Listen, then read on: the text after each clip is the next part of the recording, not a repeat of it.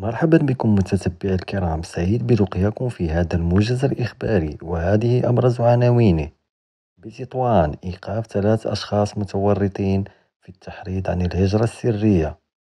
لا تنسوا الإعجاب بالفيديو والانضمام للقناة لتتوصلوا بالجديد. تمكنت عناصر المصلحة الولائية للشرطة القضائية بمدينة تطوان بالتنسيق مع مصالح المديرية العامة لمراقبة التراب الوطني زوال أمس من توقيف 3 أشخاص تتراوح أعمارهم ما بين 19 و21 سنة، يشتبه بهم في تورطهم في نشر أخبار زائفة ومحتويات رقمية تحرض على الهجرة الغير شرعية.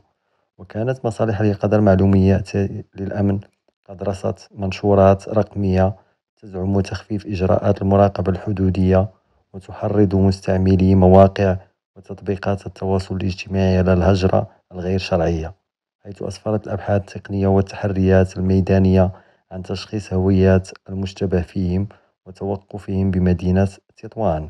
وقد تم إخضاع المشتبه فيهم للبحث القضائي الذي يجري تحت إشراف النيابة العامة المختصة للكشف عن خلفيات الحقيقة.